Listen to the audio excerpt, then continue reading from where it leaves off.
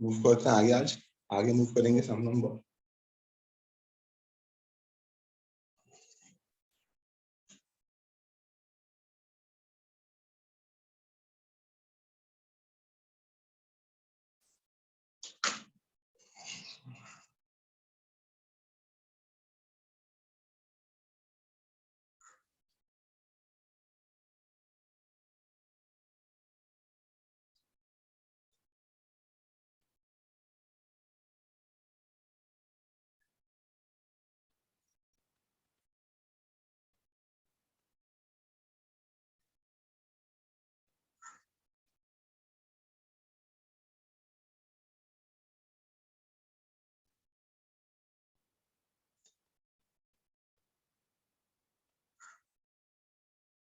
कहाँ तक बता हमारा एक्सरसाइज में सम नंबर 5 तक हो चुका है, ठीक है।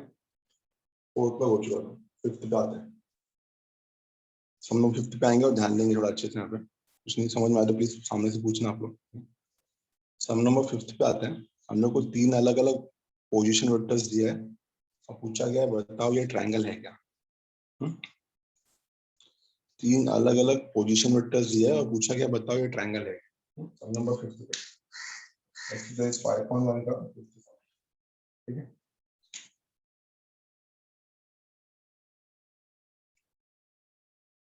Fifth some of exercise 5.1। 3 अलग अलग पोजीशन वेक्टर्स दिया है और पूछा गया बताओ ये ट्रायंगल है कि नहीं, ठीक है। सबका नाम नहीं लेते हम। Check whether the vectors first second and third form a triangle or not. तो फर्स्ट का नाम लेंगे हम लोग A B vector.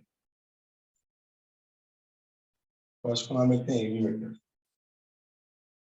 Now A B vector कितना है बस 2i cap plus 2j cap plus 3k cap, ये हो गया मेरा ए बी वेक्टर। सेकंड है मेरा ए बी के बाद आएगा second B C vector. B C vector कितना है -3i cap plus 3j cap plus 2k cap, हो गया मेरा बीसी वेक्टर। ए बी आ गया, बीसी आ गया। थर्ड पे आते हैं। थर्ड का रहेगा मेरा एसी वेक्टर। एसी वेक्टर कितना दिया है यहाँ पे 3i cap plus 4k cap, ठीक है ना। ये 3 वेक्टर ले लिया मैंने ए बी बी सी और ए बी बी सी और A C. A B vector then B C vector then A C vector, ठीक है। ए B B C and A C. अगर ये ट्रायंगल सच में फॉर्म करता है तो इसको triangle law of addition proof करना चाहिए। अगर ये ट्रायंगल सच में फॉर्म करता है तो ये ट्रायंगल लॉ ऑफ एडिशन को प्रूफ करेगा। तो triangle law of vector addition क्या होता है ए बी प्लस बी सी कितना होना चाहिए ए सी होना चाहिए। So now let us find A B plus B C. चेक करते हैं कि A B plus B C कितना है। ए B plus B C find करते हैं। तो हो गया ए बी हो गया B C. A B plus B C find करते हैं। ए बी कितना है मेरे पास ए बी का वैल्यू है 2i plus 2j plus 3k, ये हो गया ए बी। ये बी का वैल्यू है और बी सी का वैल्यू कितना है बी सी का वैल्यू है -3i plus 3j plus 2k, -3i plus 3j plus 2i minus 3i minus i 2j plus 3j 5j 3k plus 2k 5k, कितना मिल रहा है -i plus 5j plus 5k। और ये देखो ये आपका AC से इक्वल नहीं है। Therefore we say that AB plus BC, AB plus BC, AB plus BC जो है वो AC से इक्वल नहीं है। AB plus BC is not equal to AC, and therefore we can say that hence this three vector. Therefore this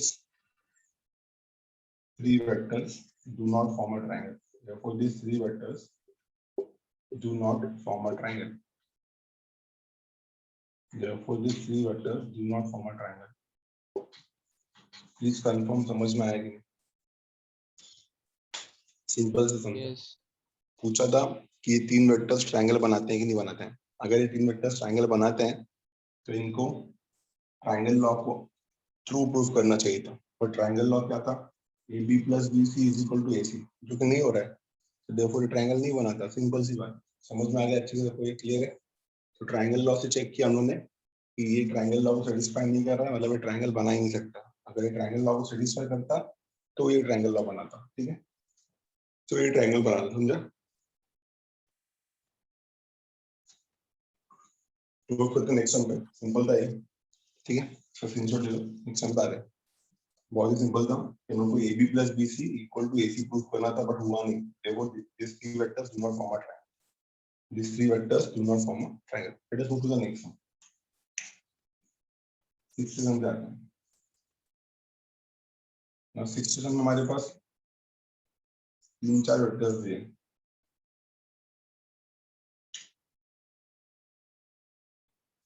इधर दिया है P, इधर दिया है Q, S, और यहाँ पे दिया है R। P, Q, S, R। PQ का पोजीशन वेक्टर दिया है A बार, SQ का दिया है -(B बार), क्वेश्चन देखिए बता रहा हूँ। SR का दिया है D बार। मीन्स यहाँ से समझ में आता है कि जो S है वो मिड पॉइंट है। S क्या मेरा मिड पॉइंट है, S हो गया हमारा मिड पॉइंट। PS कितना मेरा? PS है मेरा C बार, और PR कितना मेरे पास? PR है मेरे पास B बार। क्लियर हो गया? इतना ये समझ में आ गया? ठीक है, हमको क्वेश्चन में क्या बोल रहा है? Express in the given figure, express C bar and D bar in terms of A bar and B बार। जो C बार और D बार है ना, उसका आंसर आपको A बार और B बार में लेके आना है। जो C बार और D बार है ना, उसका आंसर आपको किसमें आना है? A बार और B बार में। तो C बार कौन है यहाँ पे? PS, और D बार कौन है यहाँ पे? SR। तो इसका आंसर आपको A बार और B बार में लेके आना है। बहुत ही सिंपल है, बहुत सिंपल है। हम लोग को पता है डायरेक्शन कैसे दिया वो नहीं समझा सर, वो एरो वगैरह। ट्रायंगल दिया है ना, टेक्स्ट में दिया है, ग्राफ है, ये फिगर है। ठीक है, ये फिगर दिया हुआ। सर एरो कैसे ना रहता है, मतलब पिछले सम में थर्ड सम में भी एरो बनाया। एरो, एरो देखो बना के दिया रहेगा। Okay sir. SR मतलब SR वेक्टर कितना हो गया? D। अभी ये मिड पॉइंट है तो ये ऑपोजिट डायरेक्शन में जाएगा ना, SQ, तो ऑपोजिट में जाएगा तो -G हो जाएगा। ठीक है ना, नेगेटिव वेक्टर हो जाएगा वो। और ये A बार ऐसा बताया हुआ SR D है तो S2R D होगा, SQ अगर ये D है तो -G होगा, क्यों? ऑपोजिट वेक्टर है ना, नेगेटिव वेक्टर आ, समझा? और मिड पॉइंट है तो लेंथ सेम ही होगा SR का और SQ का। ठीक है ना, समझ में आया? ये क्वेश्चन में दिया, मैंने कुछ नहीं बनाया, सब क्वेश्चन में दिया। अब ध्यान दो।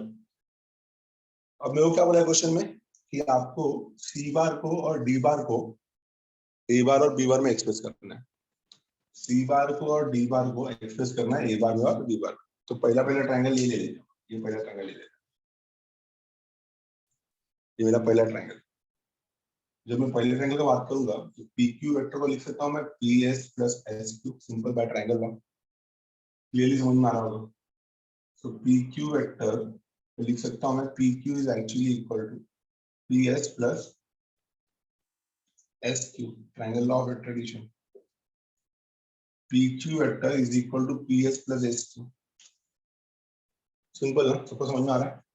नाउ देयरफॉर PQ वेक्टर कितना है मेरा? PQ वेक्टर है मेरा A बार, PS कितना है मेरा? C बार, और SQ कितना है मेरा? -B bar. सो A बार का रिलेशन कितना आ गया? C बार -B बार। ठीक है ना, इसको मैंने इक्वेशन 1 बोल दिया। A बार कितना मिल गया मुझे? C बार -B बार। अभी दूसरा ट्रायंगल तो ऑब्वियसली ये वाला लेंगे हम लोग। ये हमने पहला ट्रायंगल लिया है, तो हम लोग इसको दूसरा ट्रायंगल लेंगे। ठीक है ना, ये जो ट्रायंगल तो है मेरे पास, तो यहाँ से हम लोग PR निकाल लेते हैं। PR कितना मिलेगा? PS + SR। ठीक है ना, तो PR कितना मिलेगा? PR मिलेगा हम लोग को, PR वेक्टर ट्रायंगल लॉ इनको अच्छे से समझ में आता है, लास्ट लेक्चर में उनको समझ में आएगा। ट्रायंगल लॉ इनिशियल से फाइनल जो होता है वो sum of the two vectors होता है। तो PR vector is equal to PS plus SR। आपका ये फिजिक्स का पहला चैप्टर था, scalars and vectors. PS plus SR, ठीक है ना। तो PR vector is actually equal to PS plus SR। PR कितना है मेरा? PR मेरा B बार है। PR कितना है मेरा? PR है मेरा B बार। तो B bar is equal to C bar plus D bar. ये हो जाएगा मेरा equation number 2। Equation number 2 clear हो गया अच्छे से, ठीक है। इक्वेशन 1 हो गया, इक्वेशन 2 हो गया। मुझे आंसर C बार और D बार का A बार और B बार में चाहिए। So we are going to add both this equation, दोनों को ऐड करते हैं। Adding equation 1 and 2, adding equation 1 and 2। तो जैसे इनको ऐड किया, हमको दिख रहा है कि LHS में हो जाएगा ये A बार प्लस B बार, और RHS में हो जाएगा ये D बार और D बार कैंसिल हो जाएगा। कितना आएगा? 2 times of C bar. Sure सबको आता है साइमल्टेनियस इक्वेशन। माइनस D बार प्लस D बार कैंसिल हो गया। C बार कितना आएगा? 2 टाइम्स ऑफ C बार। ये हो गया A bar plus B bar. So A bar plus B bar is equal to 2 times of C bar. C bar मिल गया मेरे को। C बार कितना मिल रहा है? A bar plus B bar divide by 2। आ गया आंसर C का A और B में। तो C बार तो रेडी हो गया मेरे पास। C बार आ गया मेरे को, ठीक है। C बार कितना है मेरे पास? C बार मुझे मिलेगा A bar plus B bar upon 2, ठीक है। अब आते हैं D बार निकालने के लिए। अब मेरे को D बार किसमें चाहिए? अब मुझे D बार चाहिए A बार और B बार में। तो क्या करेंगे? सबट्रैक्ट करेंगे equation 1 and 2। Subtracting equation 1 and 2। Subtracting equation 1 and 2। Subtracting second from first, जैसा लिखा ना लोग, सबट्रैक्टिंग सेकंड फ्रॉम फर्स्ट, ठीक है। कैसे हो जाएगा? सबट्रैक्शन साइन चेंज हो जाएगा, तो हो जाएगा A बार। मैं आपको अच्छे से लिख के देता हूँ, आपको भूल नहीं जाओ इसके लिए, ठीक है। रॉन्ग नहीं होना चाहिए इसके लिए। तो A bar minus A bar is equal to C bar minus D bar, और B बार कितना है यहाँ पे? C bar plus D bar है, ठीक है ना। साइन चेंज किया यहाँ पे, प्लस का आ जाएगा माइनस, प्लस का आ जाएगा माइनस, और ये जाएगा माइनस। क्या हटेगा? C बार हटेगा। ये कितना बचेगा? ये बचेगा A बार माइनस B बार, और ये बचेगा मेरे पास माइनस 2D बार, ठीक है ना। माइनस 2D बार, ठीक है। तो यहाँ पे मैंने क्या किया? D बार निकाला, तो D बार कितना मिलेगा? A bar minus B bar divided bye minus 2। Minus से अगर साइन चेंज किया तो कितना आना चाहिए? D bar is equal to minus 2 है ना, तो माइनस को ऊपर लेके हम लोग A bar minus B bar divide by 2। चाहिए तो छोड़ दें यहाँ पे, नहीं तो इसको और आगे लिख सकते हैं हम लोग। B bar is equal to minus minus A और माइनस B, ठीक है। तो B bar minus A bar, B bar minus A bar divide by 2, ये होगा मेरा D बार। तो C बार कितना मिला? C बार मिला A bar plus B bar upon 2, और D बार कितना मिला? B bar minus A bar upon 2। किया क्या मैंने? दो ट्रायंगल लॉ लगाए, एक को ऐड करके निकाला C बार, और एक को सबट्रैक्ट करके निकाला D बार। तो C बार कितना मिला? A bar plus B bar upon 2, और D बार कितना मिला? B bar minus A bar upon 2। Check करो समझ में आया कि नहीं? Everyone understood? यस और नो? Yes. क्लियर है क्वेश्चन का, ठीक है। Let us move to the next sum. Sum number 7 हो चुका हमारा। सम नंबर 7 में करा चुका हूं आप लोगों को पहले, ठीक है। देख लो अच्छे से कर रहा है कि नहीं कर रहा है सम नंबर 7, ठीक है ना। सम नंबर 7 हो गया। मैग्नीट्यूड 7 निकालना है, बताया था मैंने। यूनिट वेक्टर निकाल के फिर इसको 7 से मल्टीप्लाई करोगे। मैग्नीट्यूड 7 निकाल के फिर इसको 7 से मल्टीप्लाई करोगे, ठीक है। तो अगला टॉपिक में सिखाने जा रहा हूँ, इसके मैं फॉर्मूला सीखूंगा, इसको सॉल्व आप लोग करोगे, ठीक है। इसके मैं फॉर्मूला सीखूंगा, इसको सॉल्व आप लोग करोगे बहुत अच्छे से जाने। टॉपिक का नाम है, पहले मैं फॉर्मूला सिखा देता हूँ और फिर एक सम देता हूँ सॉल्व करने के लिए। टॉपिक का नाम है डिस्टेंस निकालना है पॉइंट का,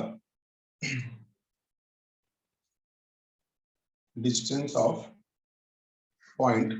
पॉइंट का मेरा क्वेश्चन में 4 2 -6 है, बट उससे पहले मैं आपको स्टैंडर्ड फॉर्मूला पढ़ाने वाला हूँ। Distance of point x y z from each of the following. Distance of point x y z, ठीक है। पहला distance of point x y z from each of the following, from each of the following, ठीक है। पहला मुझे x y plane से निकालना है। Distance of point x y z from x y plane. देखो इसका फॉर्मूला बताऊंगा, सम आप लोग करोगे, ठीक है। So distance of point x y z from x y plane, second from y z plane, third from x z plane, fourth from x axis, distance of point P from x axis. अगला दिया है fifth one from y axis, sixth one दिया है from z axis, और seventh दिया है from origin, ये सबका फॉर्मूला बता रहा हूँ, फिर समझूंगा करने के लिए।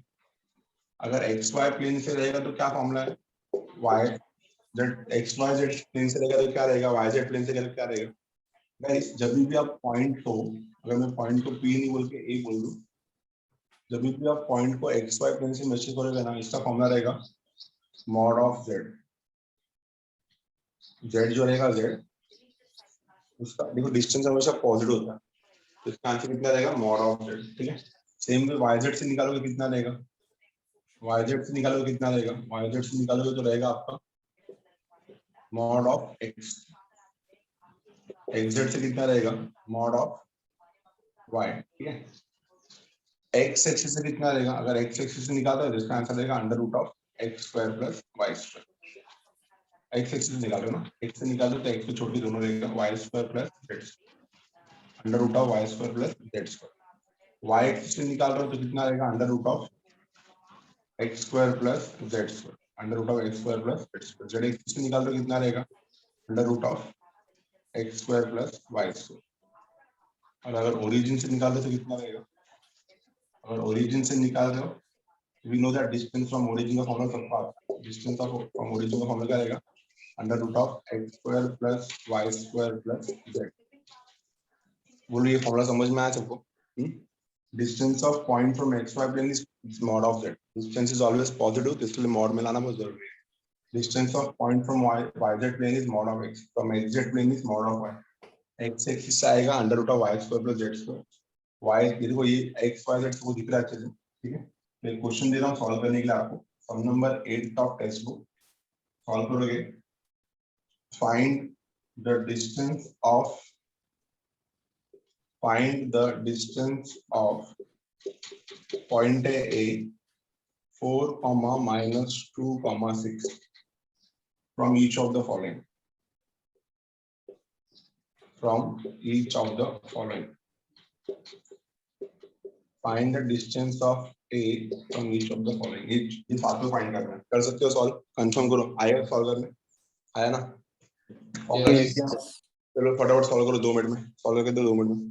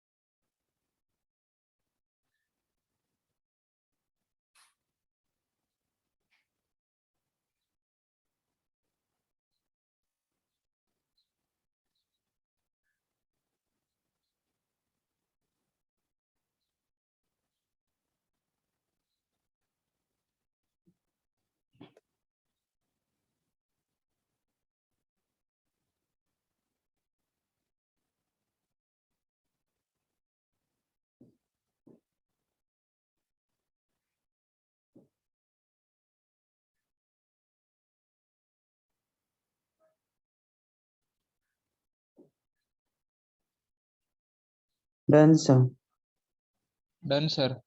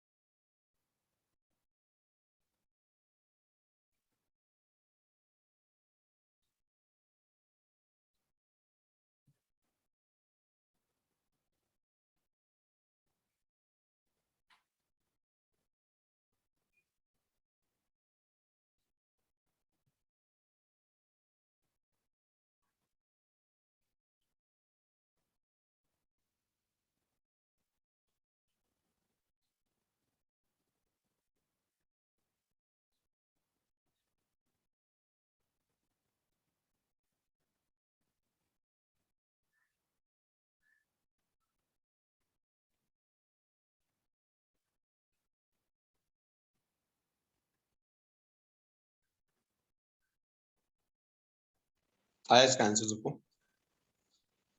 Yes, sir. Yes, sir. Check करते हैं। तो पहले का आंसर आएगा mod of z, result check करो तो इधर 6 आ रहेगा, इधर आ रहेगा 4, इधर आ रहेगा 2, इतना क्लियर है? Under root of y square plus z square 4 plus 36 कितना आ रहेगा 40, 40 को आप लिख सकते हो 2 रूट 10, 40 मिला रहेगा आपको कितना 2 रूट 10, ठीक है। वाई एक्सिस कितना मिला रहेगा x square plus z square 16 plus 36 52 कितना आ रहेगा 2 रूट 13, ठीक है। X square plus y square 16 कितना आएगा ये 2 रूट 5, और फाइनली कितना आएगा 16 प्लस 4 20 56, 56 कितना आएगा 2 रूट 14 आएगा गाइस। समझ में देखो ये आंसर है आपका, पूरे ही आता है आंसर, समझा? कंफर्म समझा? Yes. समझा सबको पक्का? ठीक है, तो आंसर आएगा 6 4 2, ठीक है, देन 2 रूट 10 2 रूट 13 और 2 रूट 5, ठीक है। चलते हैं नेक्स्ट क्वेश्चन पे, इसका स्क्रीनशॉट ले लो, आगे चलते हैं, ठीक है। तो अगला क्वेश्चन आप लोग सेम है, खुद से कर सकते हो।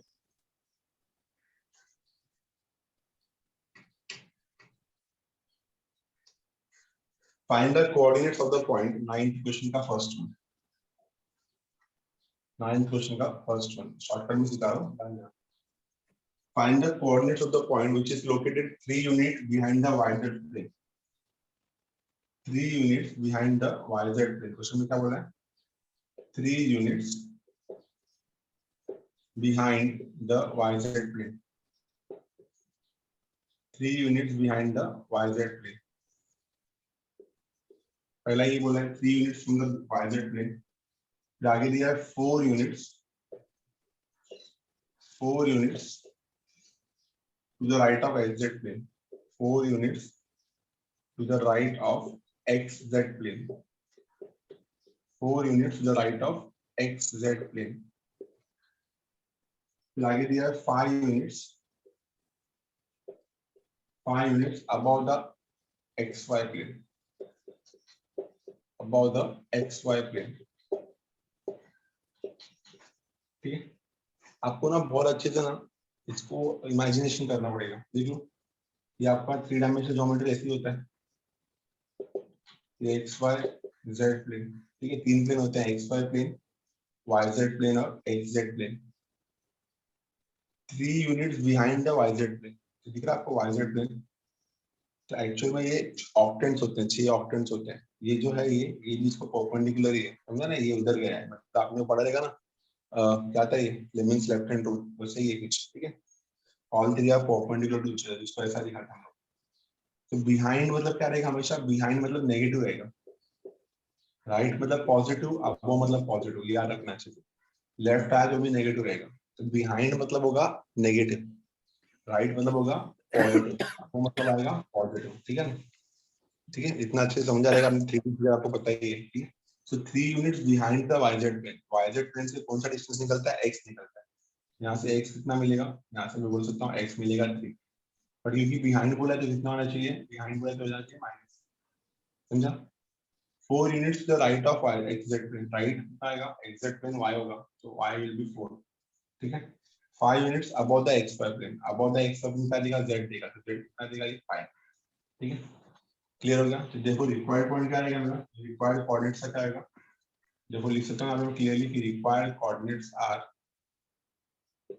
क्या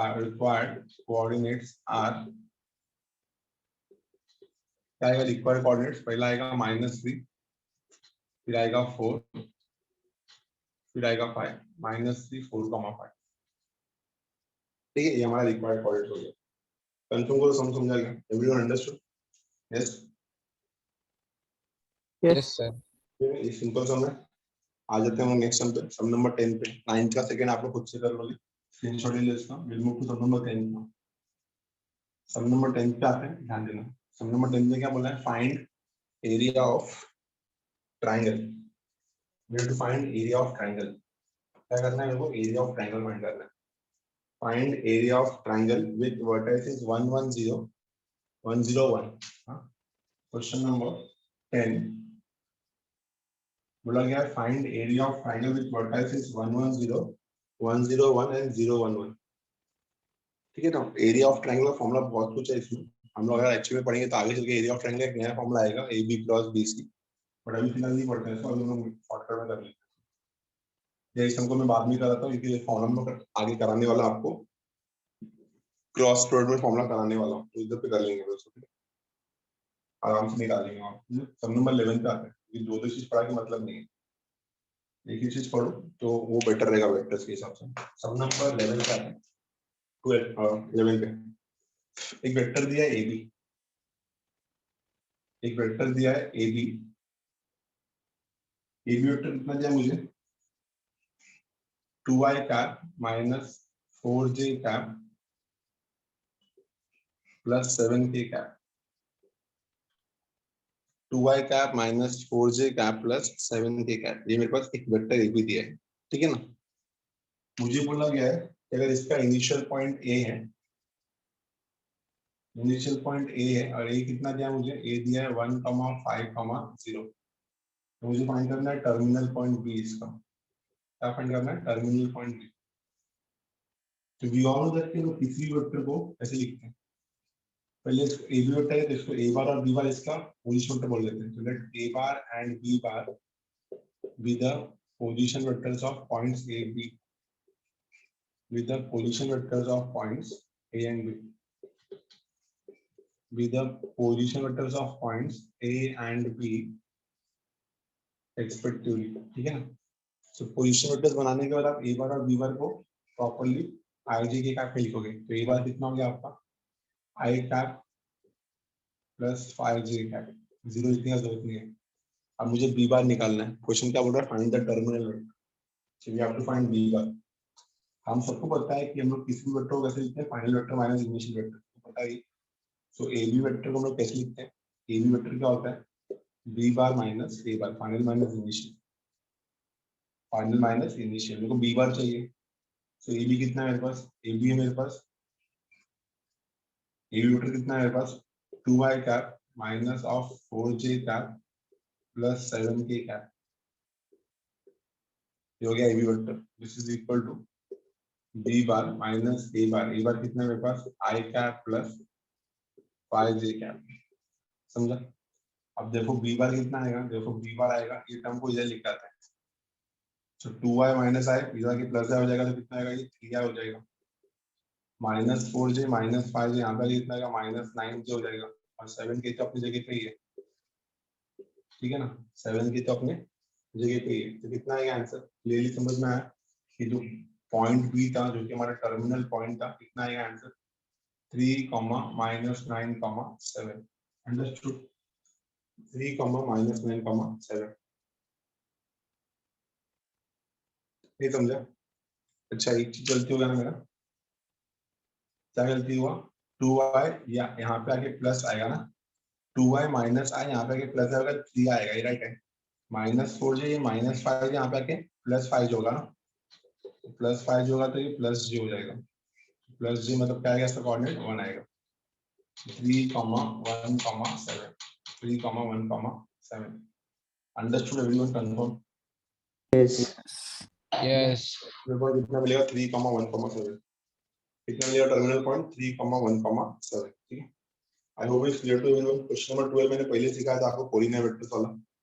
क्वेश्चन नंबर 12 हमारा पहले हो चुका है, ठीक है। क्वेश्चन नंबर 13 पे आते हैं। क्वेश्चन नंबर 13, देखो 13 क्वेश्चन हुआ है क्या हमारा, जो कंफर्म करो, क्वेश्चन नंबर 13 हुआ है क्या, 13 क्वेश्चन नंबर 13 हुआ है क्या, एनीवन? नहीं हुआ है सर, नहीं हुआ है। नहीं हुआ है सर। क्वेश्चन नंबर 12 तो हो चुका था हमारा कोलिनियर वाला, ठीक है। एक वेक्टर का दूसरे का स्केलर मल्टीपल आया तो कोलिनियर वेक्टर ना। कोलिनियर वेक्टर्स के और भी बहुत सारे कॉन्सेप्ट्स हैं, ये नोट लिखा के देता हूँ, फिर इसके बाद ये सम कराता हूँ। नोट है,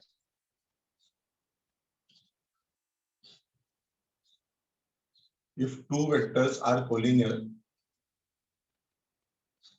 if two vectors are collinear, अगर दो वेक्टर सच में collinear है, if two vectors are collinear, then the components of I cap, J cap and K cap, then the components of I cap, J cap and K cap, and the components of I cap, J cap and K cap are proportional to each other, are proportional to each other. When the components of I cap, J cap and K cap are proportional to each other. ठीक है पहला, ठीक है ये पहला था। दूसरा था if A bar and B bar are collinear, if A bar and B bar are collinear, then we say that A bar is actually equal to K times of B bar, ये तो हमने already पढ़ चुके थे पहले। तीसरा, अगर A bar and B bar collinear है, if A bar and B bar are collinear, तो इनका जो क्रॉस प्रोडक्ट होगा वो हमेशा 0 होगा, A bar cross B bar is always equal to 0, ठीक है। ये प्रॉपर्टीज हो गए इसके। अभी सम करते हैं। क्वेश्चन नंबर कौन सा है हमारा, क्वेश्चन नंबर 13। ध्यान देना है, आप जैसी चीज उसका आंसर निकालो, आपके ऊपर है। फर्स्ट वाला इजी है, अगर वेक्टर्स, अगर दो वेक्टर्स कोलिनियर है तो आई जे के कंपोनेंट्स होंगे क्या होंगे, प्रोपोर्शनल होंगे, ठीक है। दो वेक्टर्स कौन से यहाँ पे नाम ले लेते हैं। पहला वेक्टर यहाँ पे द वेक्टर्स दिया है क्वेश्चन में, कौन सा वेक्टर दिया है, the vectors 2i cap minus 2j cap plus 3k cap, vector 2i minus qj plus 3k and दूसरा दिया है 4i cap minus of 5j cap plus 6k cap। ठीक है, ये दोनों वेक्टर्स कोलिनियर है। both of these vectors are what? They are collinear. First, second vectors are collinear. Vectors first and second are collinear. अगर दोनों vectors collinear है, so we know that the coefficients of I, J and K are proportional. We know that the coefficients of I cap, J cap and K cap are what? The coefficients of I cap, J cap and K cap are proportional. The coefficients of I cap, J cap and K cap are proportional. तो proportional करो कितना आएगा? 2/4 is equal to minus q upon minus 5 is equal to 3/6. बस हमको q चाहिए, तो इन दोनों किसी ना किसी इक्वल कर लो, माइनस माइनस कैंसिल हो गया। q/5 2/4 को मैंने हाफ ले लिया, कितना आएगा मेरा q का वैल्यू आएगा 5/4। सिंपल सा आंसर तो देख लो, समझ में आएगा। The value of q is 5/4। Understood everyone? Clear है? Yes. Yes. चलते हैं आगे मूव करते हैं। सम नंबर 14 पे, इसको हटा लो, इसका स्क्रीनशॉट ले लो। ठीक है, हटा रहा हूँ।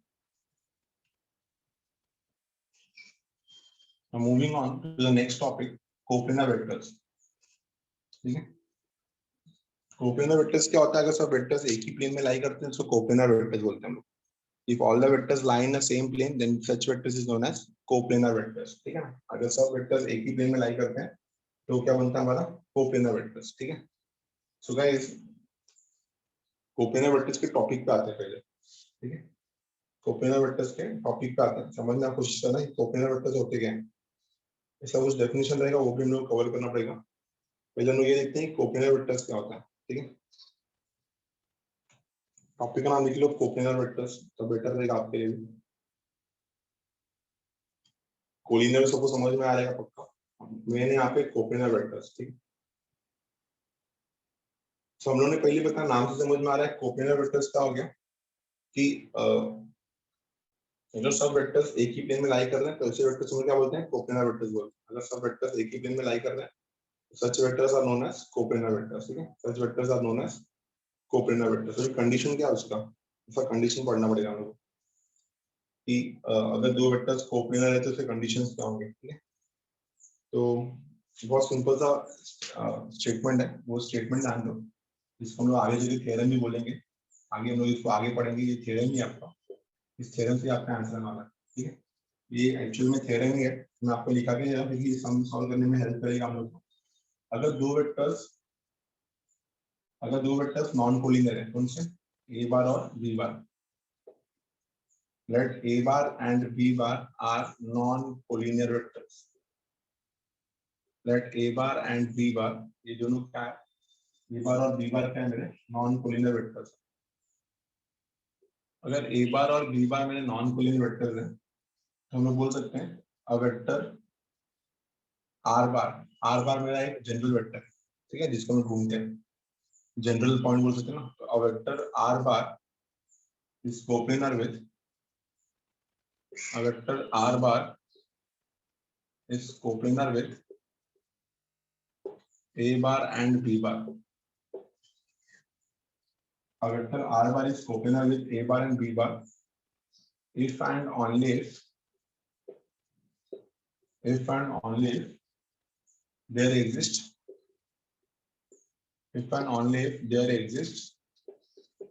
unique scalars, if and only if there exist unique scalars, if and only if there exist unique scalar p1 and p2। बहुत जगह पे m और n लिया जाता है। ठीक है, या हम लोग m और n लेंगे तो बेटर रहेगा। if there exists unique scalar m and n such that r vector is equal to m times of a bar plus n times of p bar। ठीक है, ये आपका अगर दो वेक्टर्स कोलिनियर है तो इस तरीके से प्रूव होता है। अगर वेक्टर r बार जो है वो ए बार और बी बार के साथ कोप्लेनर है, मतलब आर बार, ए बार और बी बार ये तीनों अगर एक ही प्लेन में लाई करते हैं, तो what is the condition for that? The condition is one vector is a linear combination of the other two, ठीक है।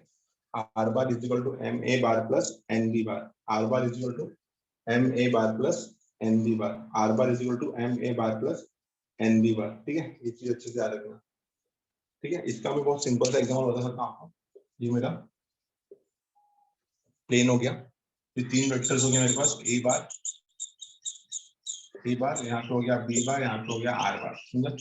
ये तीनों को ज्वाइन करने के बाद ट्रायंगल तो बनेगा ही बनेगा। तो बस ट्रायंगल का कंडीशन लगा दो। अगर मैं बोल रहा हूँ ट्रायंगल कंडीशन क्या आपको याद है ना, आपको सबको ट्रायंगल कंडीशन अच्छे से याद होगा ना, one vector is a scalar multiple of the other two, वही है ना।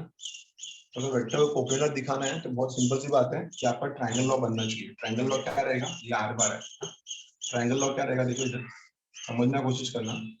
कैन वी राइट, ध्यान देना, ट्रायंगल लॉ बनाओ, ए बार प्लस बी बार को, ए बार प्लस बी बार को मैं आर बार नहीं लिख सकता क्या ट्रायंगल लॉ से?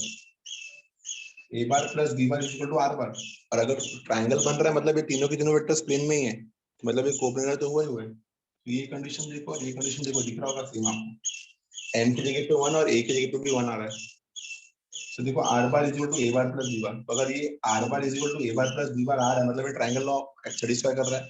ये ट्रायंगल लॉ सेटिस्फाई कर रहा है मतलब तीनों के तीनों वेक्टर्स ट्रायंगल बना रहे हैं, तीनों की तीनों वेक्टर्स ट्रायंगल बना रहे हैं मतलब ऑब्वियसली एक ही प्लेन में होंगे ना।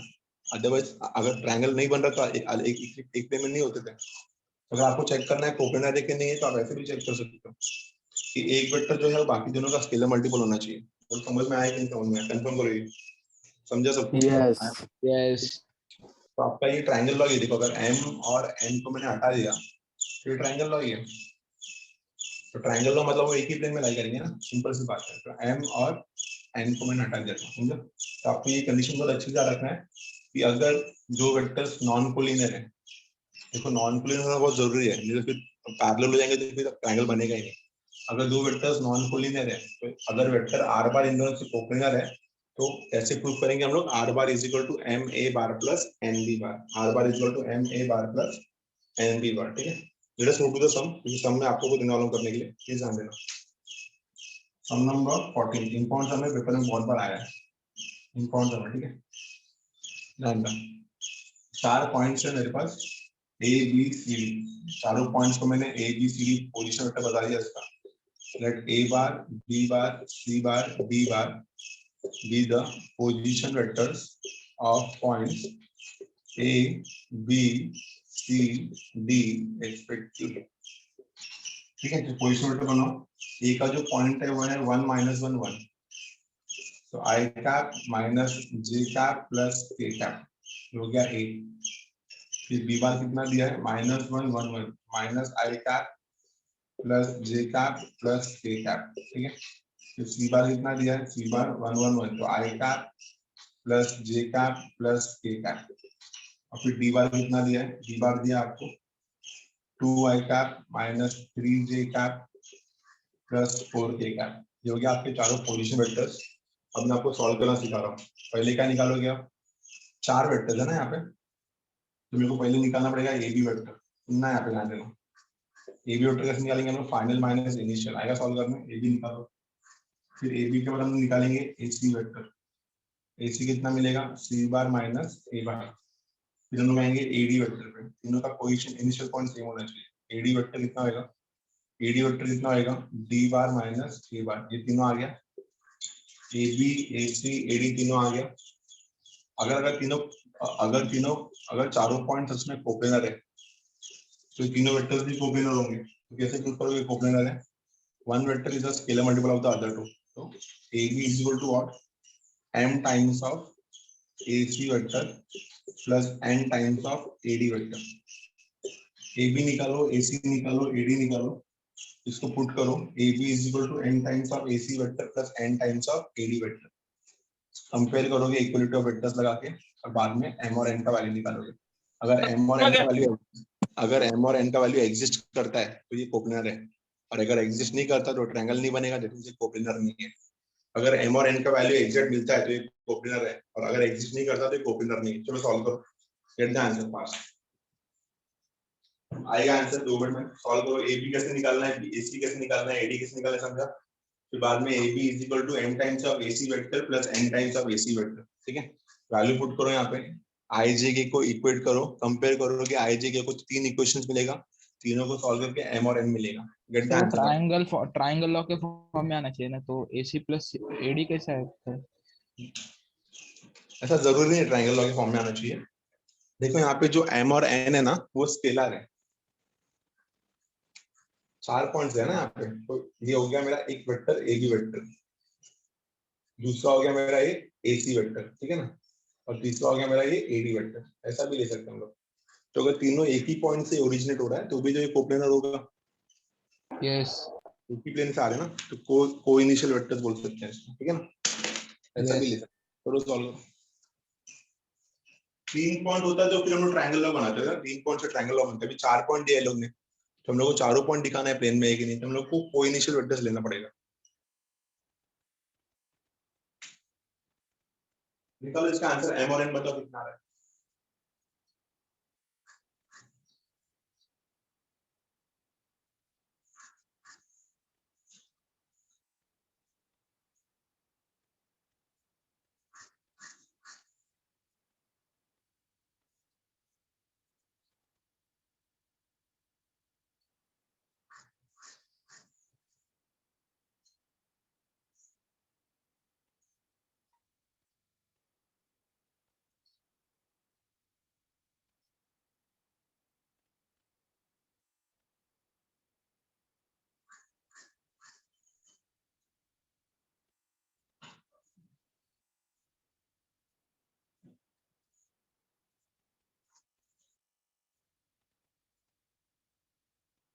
तो स्पीड बढ़ाओ, फटाफट सॉल्व करो।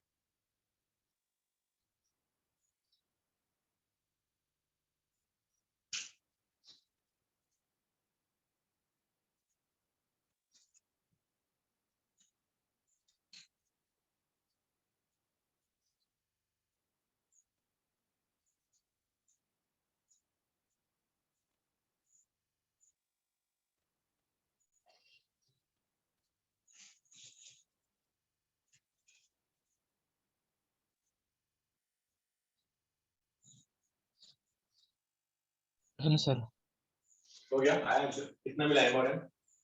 दोनों -2 है। दोनों माइनस का है।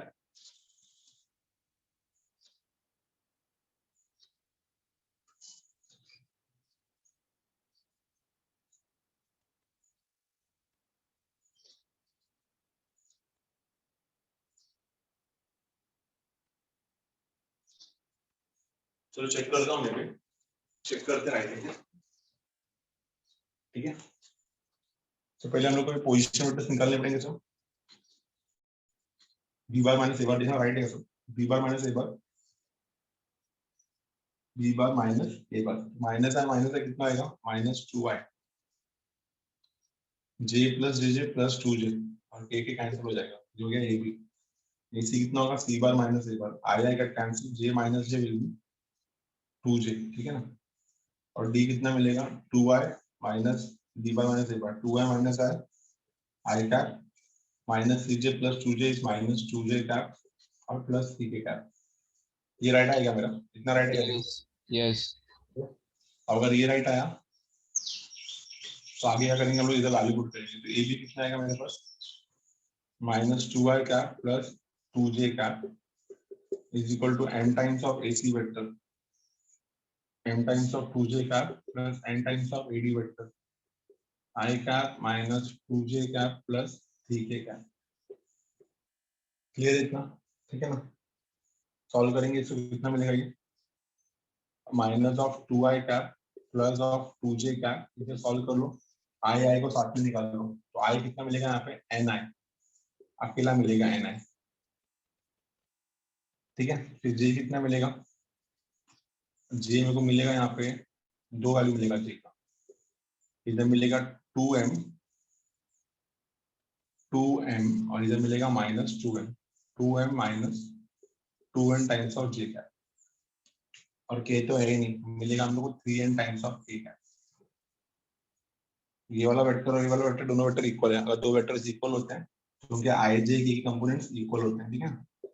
So by equality of vector, by equality of vectors, इधर पे आई का कंपोनेंट कितना है n, इधर पे कितना है -2, यहाँ से मिल रहा है n इज इक्वल टू -2, इधर पे कितना है j का कंपोनेंट है 2m माइनस 2n और यहाँ पे 2 दिया है, और यहाँ पे k का कंपोनेंट कितना है 3n और यहाँ पे k का कंपोनेंट है नहीं 0 है, therefore n is equal to 0। तो आप देख लो कि फर्स्ट इक्वेशन में आएगा n is equal to -2 और सेकंड इक्वेशन में आएगा 3n minus 2n is equal to 0 और थर्ड इक्वेशन में आएगा n is equal to 0। Guys एक n का दो वैल्यू नहीं हो सकता,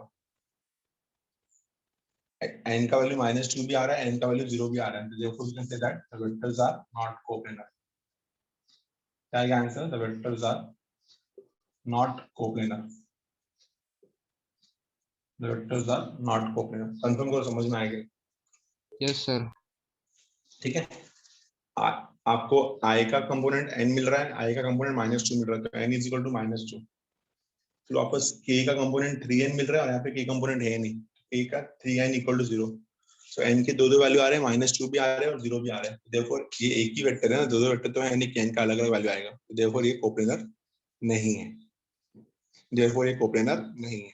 क्लियर हुआ सबको, ये अच्छे से समझ में आया पक्का? Yes. स्क्रीनशॉट ले लो, आगे हटाओ इसको, ठीक है। सिंपल सा समझा, बहुत पेपर में बहुत बार आता है ये, ठीक है। Show that the vectors a bar b bar c bar d bar are coplanar, इसका एक और तरीका शो करने का वो आगे पढ़ेंगे हम लोग, ठीक है। फिलहाल तो मैंने आपको ऐसा पढ़ाया है।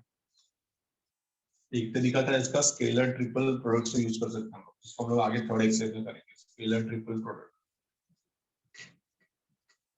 ना। आगे हमारा टॉपिक का नाम है linear combination of vectors. Theorems के लिए मैं अलग से लेक्चर रखूंगा, थ्योरम्स अभी पढ़ाऊंगा नहीं मैं, थ्योरम्स के लिए मैं अलग से लेक्चर रखूंगा। टॉपिक का नाम है मेरा linear combination of vectors, linear combination of vectors. क्या होता है linear combination of vectors, statement समझते हैं, ठीक है।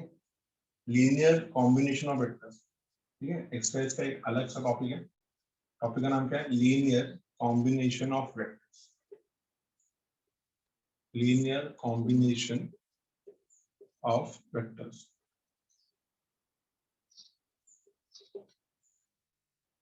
ठीक है। इसको समझने की कोशिश करो अच्छे से, ठीक है, बहुत ही इंपॉर्टेंट टॉपिक है।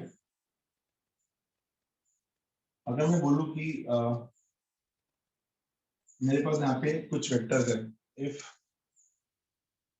a1 bar a2 bar a3 bar dot dot dot an बार, ये मेरे वेक्टर्स है, a1 a3 a1 a2 a3 an are n vectors, मान लो कि ये n वेक्टर्स है।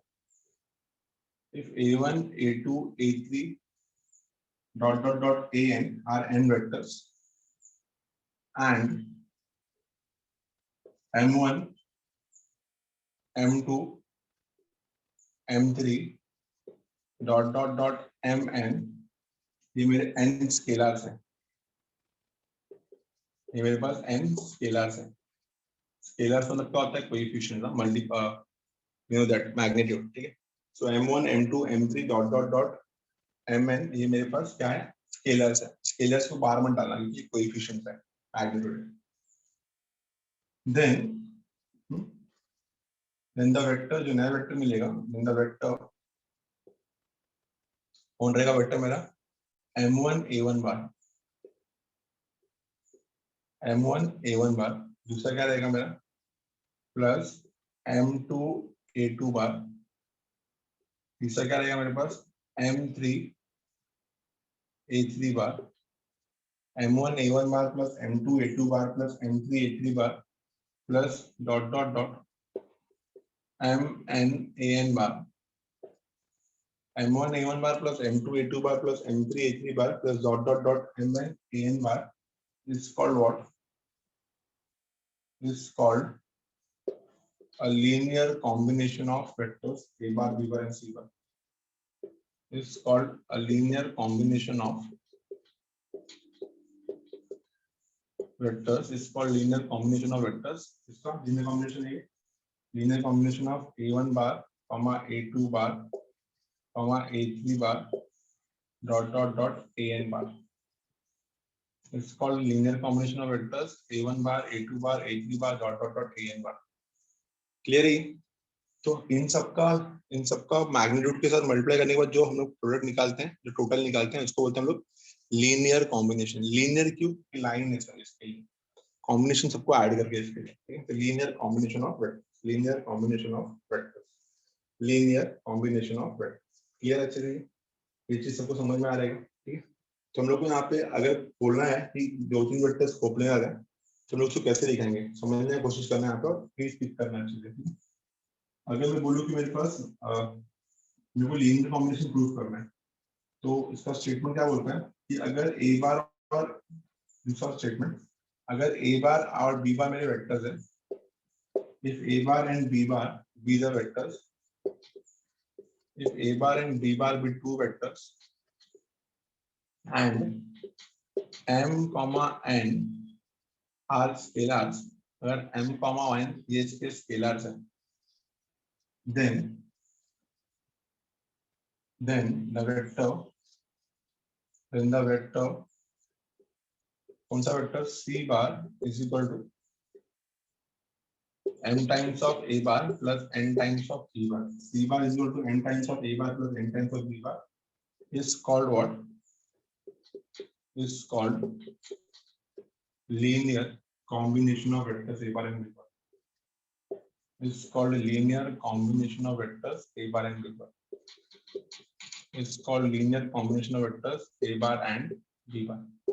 कहीं ना कहीं आपको दिख रहा होगा, अभी जस्ट मैंने पढ़ाया था कि C bar is equal to M A bar plus N B bar. या ऑल्सो क्या रिप्रेजेंट करेगा, ये रिप्रेजेंट करेगा कि ये वेक्टर्स की तीनों के तीनों वेक्टर्स का है कोप्लानर है। Also we can say that vectors a bar b bar and c bar क्या हो जाएगा, ये हो जाएगा मेरा कोप्लानर वेक्टर्स, ठीक है। देख लो अच्छे से, टॉपिक समझ में आएगा, अच्छे से पढ़ के लो एक बार, देखो टॉपिक समझ आएगा, इंपॉर्टेंट टॉपिक है, समझने की कोशिश करो। लीनियर कॉम्बिनेशन ऑफ वेक्टर्स, अगर a1 a2 a3 ये हमारे पास n वेक्टर्स है और m1 m2 m3 ये हमारे m स्केलर्स है, ठीक है। तो इन सब का कॉम्बिनेशन जो रहेगा m1 a1 bar plus m2 a2 bar plus m3 a3 bar dot dot dot mn an bar is called linear combination of vectors, ठीक है। अगर a बार और b बार दो वेक्टर्स है और m और n इसके स्केलर्स है, तो vector c bar is equal to one vector is the scalar multiple of the other two, so c bar is equal to m a bar plus n b bar is called linear combination of vectors a bar and b bar, ठीक है। तो vectors a bar and b bar and c bar अगर linear combination को satisfy करता है तो coplanar भी होगा। अभी हम लोगों ने यही प्रूव किया था, ठीक है। समझ में आया इतना, ये टॉपिक समझा। लीनियर कॉम्बिनेशन ऑफ वेक्टर्स में होता है सब वेक्टर्स को मिला के जो आंसर आएगा उसको बोलते हैं लीनियर कॉम्बिनेशन ऑफ वेक्टर्स, ठीक है। क्लियर हुआ इतना, ये समझ में आ सबको पक्का आया ना, अंडरस्टूड एवरीवन? Yes. Yes. तो लीनियर कॉम्बिनेशन ऑफ वेक्टर्स करने जा रहे हैं हम लोग अगला टॉपिक पे ध्यान देना, क्योंकि इसमें हम लोग को ना क्रैमर्स रूल करना है और क्रैमर्स रूल आप लोगों को बहुत अच्छे से आता है। 11th में डिटरमिनेंट्स में किया है अपन ने, पर टाइम कंज्यूमिंग है, बट करना तो पड़ेगा ही, आंसर निकालना है तो, ठीक है। चलिए चेक करते हैं, टॉपिक पे आते हैं। सम नंबर 15 जो है हमारा लीनियर कॉम्बिनेशन ऑफ वेक्टर्स पे ही है। तो अगर कुछ वेक्टर्स है और कुछ स्केलर्स है तो सबका स्केलर मल्टीप्लिकेशन और एडिशन जो रहेगा वो क्या रहेगा, लीनियर कॉम्बिनेशन ऑफ वेक्टर्स। क्या रहेगा, linear combination of vectors, linear combination of vectors, ठीक है। आप सबने फिजिक्स में पढ़ा रहेगा कि ए bar plus B bar plus सी बार 0 होता है, पढ़ा है कि नहीं? फिजिक्स में सबने पढ़ा रहेगा ना, ये ए बार, ये बी बार और अगर ये सी बार है तो ये तीनों का डायरेक्शन सेम है ना, तो डिस्प्लेसमेंट 0 हो जाएगा ना। तो ए यस बार प्लस बी बार प्लस सी बार 0, ठीक है ना। तो यहाँ पे मैं ऐसा लिख सकता हूँ c bar is equal to minus b bar minus A bar, minus common निकालो तो क्या आया, यस का वैल्यू कितना है -1, एन का वैल्यू कितना है -1। तो एम और एन मिल रहा है कि नहीं मिल रहा है, तो कोप्लेनर भी हो गया, लीनियर कॉम्बिनेशन भी हो गया, समझा, दिख रहा है आपको। C bar is equal to m b bar plus n a bar, चलेगा, ठीक है। तो आपको दिख रहा है कि लीनियर कॉम्बिनेशन को सेटिस्फाई कर रहा है, ये कोप्लेनर को भी सेटिस्फाई कर रहा है। 0 आया मतलब ऑब्वियसली एक ही प्लेन में रहेंगे तभी तो 0 आया रहेगा। देखो ये ट्रायंगल लॉ को भी सेटिस्फाई कर रहा है। तो आपको बहुत अच्छे समझना है यहाँ पे कि लीनियर कॉम्बिनेशन और कोप्लेनर दोनों कहीं ना कहीं एक दूसरे से मिलते हैं, ठीक है। Let us move to the next sum number 15, second important sum आज के लेक्चर का सबसे इंपॉर्टेंट सम। प्रूव करना है कि -i -3j + 4k ये लीनियर कॉम्बिनेशन है किसका, फर्स्ट सेकंड और थर्ड का। इसको नाम देना पड़ेगा। पहले को नाम दे देते हैं हम लोग, पहले को नाम दे देते हैं p बार। p बार कितना दिया यहाँ पे, -i cap plus -i cap -3j cap plus 4k cap, ये p बार दिया है। बाकी को नाम देते हैं a bar b bar c बार। तो a बार कितना दिया है, a बार दिया है 2i cap plus j cap -4k cap, हो गया a बार। b बार कितना दिया है, b बार दिया है 2i cap -j cap plus 3k cap. और फिर c बार कितना दिया है, c बार दिया है 3i cap plus j cap -4k cap. तो p बार हो गया मेरे पास, a बार हो गया मेरे पास, b बार हो गया, c बार। तो अगर मेरे को लीनियर कॉम्बिनेशन दिखाना है तो you have to consider what, you have to consider one vector is a linear combination of the other two, ठीक है ना। तो कंसीडर क्या करेंगे हम लोग, p bar is equal to, scalars ले लो इसका xyz ले लो या mn ले लो, ठीक है। तो mn दो ही होता है, तो 3 रहेगा तो xyz ले लेंगे। तो x times of a bar plus y times of b bar plus z times of c बार, ये मेरा लीनियर कॉम्बिनेशन वेक्टर्स हो गया। सॉल्व करोगे इसको, आंसर निकालोगे, ठीक है। तो अल्टीमेटली मुझे निकालना क्या है यहाँ पे, मुझे निकालना है xyz। अगर मैंने यहाँ पे xyz बराबर निकाल लिया तो मैं लास्ट में लिख सकता हूँ, देखो p vector is just linear combination of a bar b bar and c बार। तो करेंगे कि यहाँ पे इक्वलिटी ऑफ वेक्टर्स अप्लाई करना पड़ेगा। p कितना है मेरे पास, -i -3j प्लस 4k, ये हो गया मेरे पास p vector. x times of a बार कितना है मेरे पास, a बार है मेरे पास 2i cap plus j cap -4k cap, जो क्या x times of a bar plus y times of b bar, तो y times of b bar. तो b बार कितना है मेरे पास 2i cap -j cap plus 3k cap, और c bar z times of c bar, z times of c बार कितना है, c बार है मेरे पास 3i cap plus j cap -4k cap. Sir वो -2k क्या पे किधर इधर, सो सी बार लास्ट में सी बार में लास्ट में 4k कैप ने 2k क्या पे -2k इधर क्या राइट है ना। यस यस बस क्या करना है, इक्वलिटी ऑफ वेक्टर्स अप्लाई करना है। पहले इसको कोलैबोरेट कर लो, -i -3j प्लस 4k, ठीक है। यहाँ पे i का कोएफिशिएंट निकाल लो।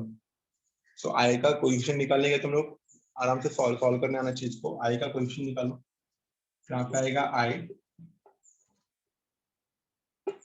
यहाँ पे आ गया i प्लस यहाँ पे निकालेंगे j और यहाँ पे निकालेंगे हम k, i j की। तो i का कोएफिशिएंट कितना है यहाँ पे 2x, इधर कितना आएगा +2y, इधर कितना आएगा 3z। 2x plus 2y plus 3z, इधर कितना आएगा x minus y plus z, ठीक है ना, और इधर कितना आएगा minus 4x plus 3y minus 2z। Understood? तीनों जगह मिल चुका है, यूज करेंगे आगे bye equality of vectors, bye equality of vectors. तो बाय इक्वलिटी ऑफ वेक्टर्स आई कितना मिलेगा 2x plus 3y plus 3z, कितना आएगा इसका आंसर -1, जो कि मेरा इक्वेशन 1। दूसरा कितना मिलेगा x minus y plus z j j, तो x minus y plus z कितना मिलेगा -3, हो जाएगा मेरा इक्वेशन नंबर 2। और तीसरा -4x plus 3y minus 2z is equal to 4, हो जाएगा मेरा इक्वेशन नंबर 3। 1 2 3 रेडी हो गया। बस अभी 3 इक्वेशन को सॉल्व करना है, सब सारे सॉल्व करना है। इसको क्रेमर्स रूल से सबसे बेस्ट सॉल्व कर सकते हैं हम लोग। पहले निकालेंगे डी हम लोग, ठीक है। तो डी में एक्स वाई जेड का कोएफिशिएंट आएगा, कितना आएगा एक्स का कोएफिशिएंट 2 1 -4, एक्स आ गया, वाई का 3 -1 3 और जेड का 3 1 -2, ये आ गया डी। क्या मिल गया, ये डी मिल गया। अब डी के बाद हम लोग अगला निकालेंगे डी एक्स। सर 2 2 3 आएगा ना? यार फर्स्ट रो में।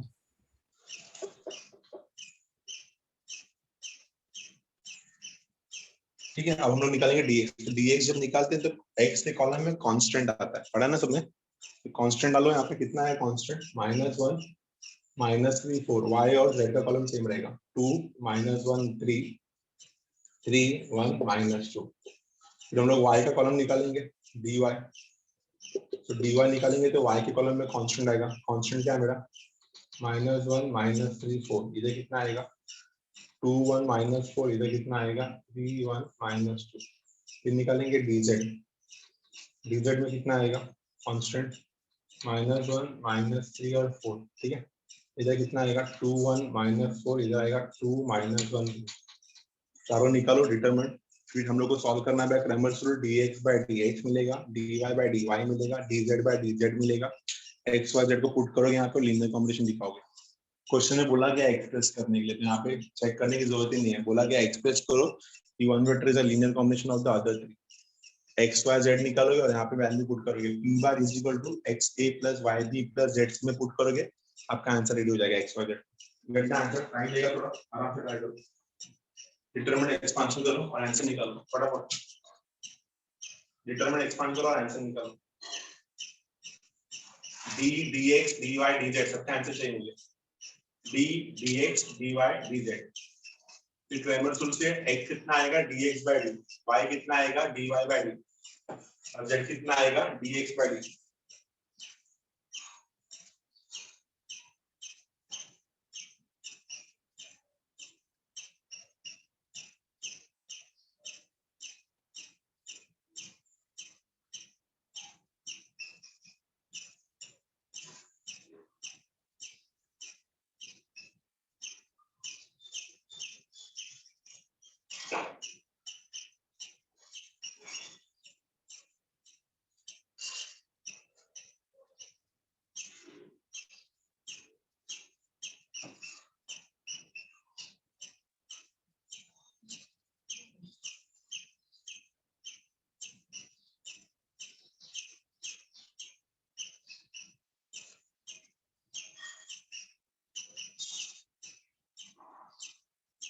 तो स्पीड बढ़ाओ, फटाफट सॉल्व करो।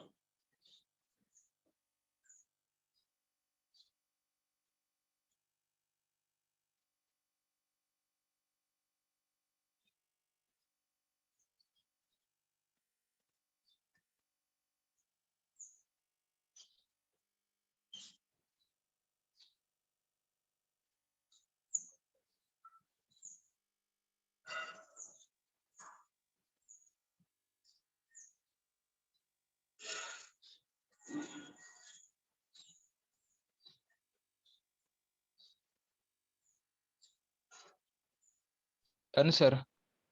हो गया सब कुछ आया? कितना मिला एक्स का z? 2 2 -3। 2 2 minus. 2 minus finally answer क्या आएगा? p bar is equal to 2 times of a bar plus 2 times of b bar minus 3 times of c bar. Yes sir.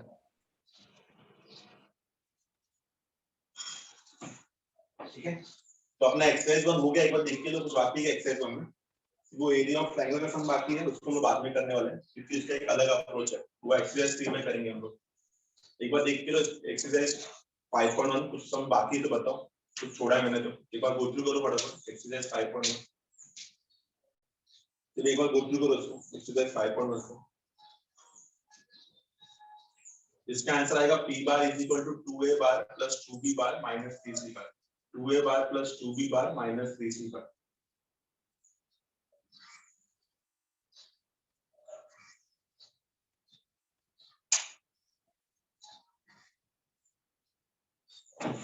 ठीक है, तो फाइनली आंसर लिख सकते हैं हम लोग p bar is equal to what? We got p bar is equal to 2a bar plus 2b bar minus 3c bar. Last में ये लाइन दिखा देना। p bar is equal to 2a bar plus 2b bar minus 3c bar. ठीक है, we are done with exercise 5.1। 5.1 लगभग पूरा हो गया हमारा। अब 5.2 पे चलते हैं। 5.2 में मोस्टली जो है वो थ्योरम्स है और कुछ हम लोग को सिंपल फॉर्मुलाज है, section formula for internal division और एक्सटर्नल डिवीजन। तो आज के लेक्चर में वो फॉर्मुलाज को हम लोग कवर कर ही सकते हैं कम से कम। Let us move to the formulas of exercise 5.2। Topic का नाम है सेक्शन फॉर्मुला फॉर इंटरनल और एक्सटर्नल डिवीजन। तो पहले हम लोग आज के लेक्चर में डेफिनेशन पढ़ लेते हैं, फॉर्मुला पढ़ लेते हैं। टॉपिक का नाम ध्यान देना। पहला टॉपिक है मेरा section formula for internal division. Section formula for internal division. Section formula for internal division. ठीक है, ये मेरा फॉर्मूला है। ये सिर्फ फॉर्मूला पढ़ो तो लेट पॉइंट ए जिसका पोजीशन ए बार है एंड पॉइंट बी जिसका पोजीशन बी बार है be any 2 points in the space. Be any 2 points in the space and R bar be a point on the line segment AB and R bar be a point on line segment AB and R bar be a point on a line segment AB, dividing it internally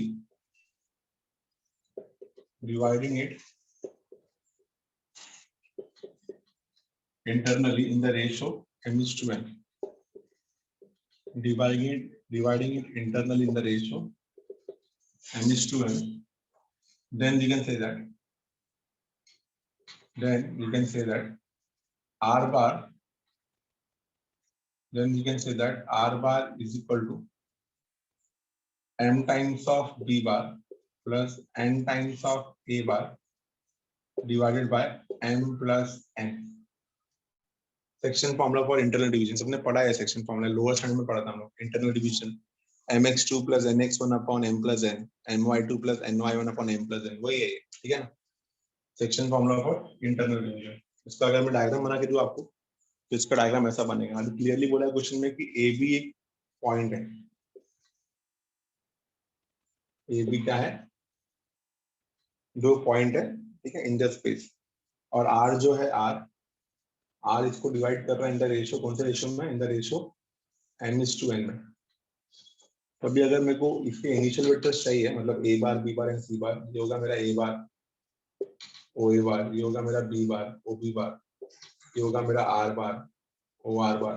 तो ए bar b bar और are बार क्या ऐसे position vectors है। Clearly पता चल रहा है हम लोग को कि ये ओ ए बार हो जाएगा ए बार O B bar b bar और o r bar are bar. O r bar कितना आएगा मेरा? आर बार, ठीक है। ओ ए बार O B bar o r बार, समझा? तो ये क्या रहेगा मेरा? क्लियरली फॉर्मूला सेक्शन फॉर्मूला पर इंटरनल डिवीजन क्या रहेगा formula r bar is equal to mb bar plus na bar upon n plus n mb bar plus na bar upon n plus n simple सा formula है समझ में आया क्या चलो कंफर्म करिए बहुत सिंपल है समझे सबको ये Yes.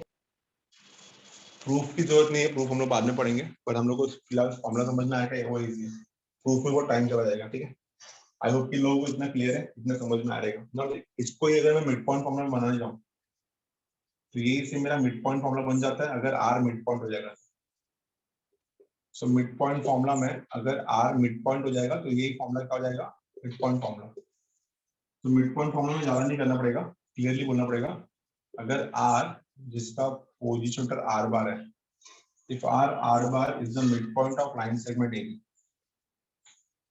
is the midpoint of line segment AB तो अगर ये मिड पॉइंट होता गाइस अगर ये मिड पॉइंट होता तो m/n क्या हो जाता था 1:1 हो जाता था ठीक है ना अगर ये मिड पॉइंट होगा तो हम लोग क्लियरली बोल सकते हैं ना कि जो m/n था वो हो जाएगा 1:1 क्या हो जाएगा 1:1 मिड पॉइंट मतलब 1:1 होगा ना if r bar is the midpoint of line segment AB then m/n is what 1:1 तो क्या बन जाएगा मेरा फॉर्मूला बन जाएगा r bar is equal to 1 times of b bar plus 1 times of a bar divided by 1 plus 1 actual में क्या बनेगा फॉर्मूला ये it is nothing but a bar plus b bar divided by 2 so r bar is actually equal to what a bar plus b bar upon 2 ये हो जाएगा मेरा mid point formula r bar is equal to a bar plus b bar upon 2 confirm करो समझ में आएगा so mid point formula भी जो है वो इंटरनल डिवीजन से ही आता है so mid point formula if r bar is midpoint of line segment AB then r bar is equal to what a bar plus b bar by 2 a bar plus b bar by 2 clear है guys समझा कि नहीं समझा confirm समझ में आया पक्का yes sir Yes. ठीक है बोलो कुछ बोल रहा है कोई कुछ डाउट है किसी को इसमें एनीवन No. चलिए आगे थर्ड फॉर्मूला पे आते हैं section formula for external division इसका स्क्रीनशॉट ले लो एक्सटर्नल डिवीजन मतलब r जो है वो बाहर से डिवाइड करता है तो देखते हैं section formula for external division हटा रहा है इसको देखो इसका प्रूफ ना बहुत छोटा सा प्रूफ है आप लोगों को शॉर्टकट में सिखा दूं क्या ए आर और आर बी ये कोलिनियर है और दोनों का डायरेक्शन भी सेम है हम लोग क्लियरली लिख सकते हैं ए आर जो होगा a r upon r b is equal to what m/n simple है a r upon r b is what m/n समझा तो अभी इसको बस कुछ नहीं करना है पोजीशन वेक्टर में सॉल्व करना है ए आर को क्या लिखोगे आर बार माइनस ए बार आर बी को क्या लिखोगे b bar minus r bar is equal to m by n cross multiply करोगे आपको यही मिलेगा ठीक है ना सिंपल सा है एक्सटर्नल में क्या होता है एक्सटर्नल में डायरेक्शन ऑपोजिट होता है साइन माइनस साइन आ जाता है ठीक है तो एक्सटर्नल में जाते हैं और एक्सटर्नल को डायग्राम समझते हैं एक्सटर्नल कॉन्सेप्ट समझते हैं तो अगर ए बार और बी बार ये दो पॉइंट्स है स्पेस में लेकिन एक्सटर्नली तो सेक्शन फॉर्मूला क्या रहेगा section formula for external division क्या रहेगा टॉपिक का नाम section formula for external division section formula for external division क्या बोल रहा है कि अगर ए बार और बी बार ये कोई दो पॉइंट्स है इन द स्पेस आपको ही पता है एक्सटर्नल डिवीजन में सिर्फ माइनस साइन आता है इसमें एंड आर बार ये थर्ड पॉइंट है on the line segment AB with the third point on line segment AB on line segment AB dividing on line segment AB dividing the segment AB externally in the ratio dividing the segment AB externally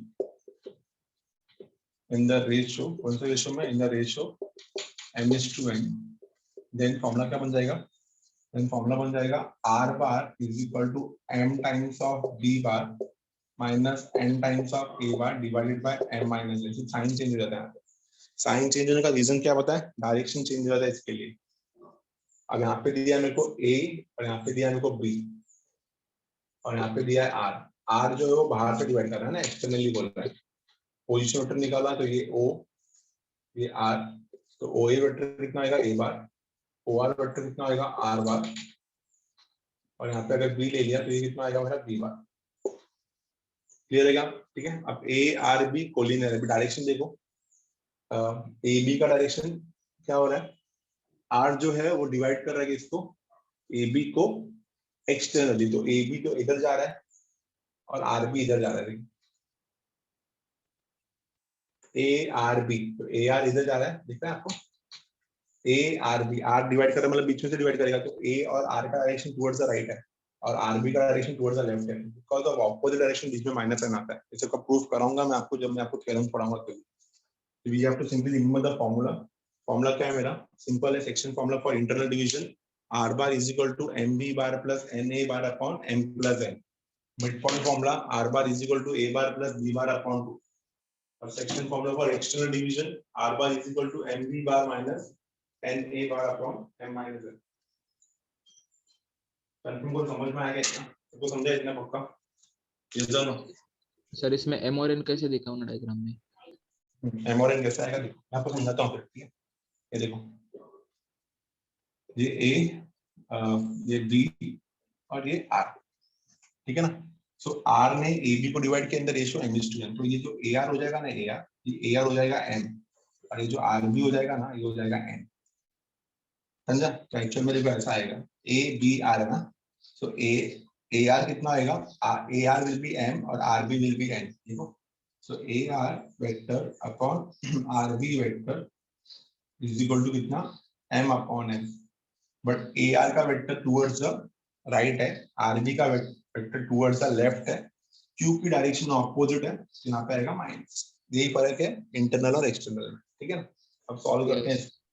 A r कितना आएगा, are bar minus ए बार, ठीक है?